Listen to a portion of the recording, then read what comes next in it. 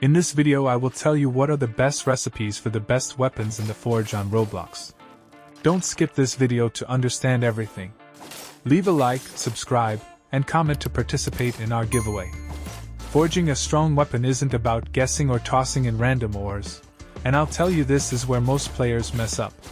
The whole system is built around how specific ores shape your passives, your overall multiplier, and basically the entire personality of your weapon.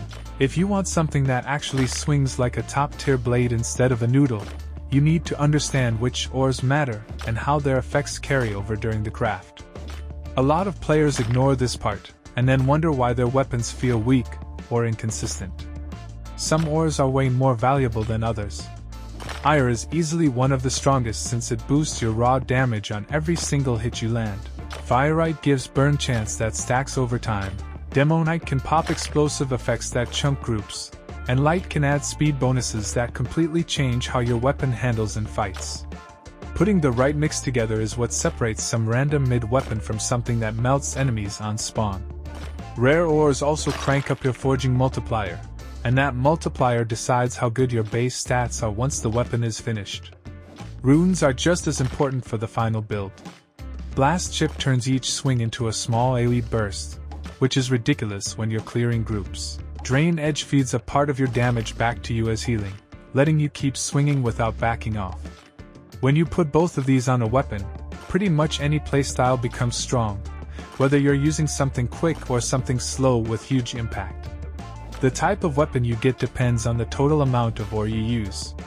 Lower amounts make light weapons like straight swords and rapiers that hit fast and crit often.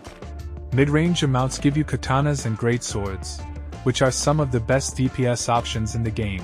When you load in a lot more ore, you move into giant blades like the Dragon Slayer that sacrifice speed for insane raw power.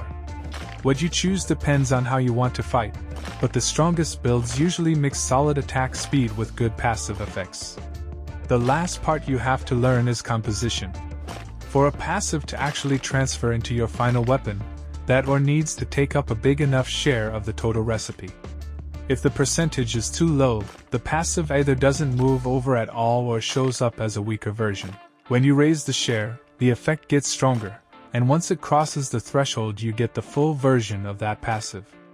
That's how you stack damage boosts, explosions, burn chance, and lifesteal all on one weapon.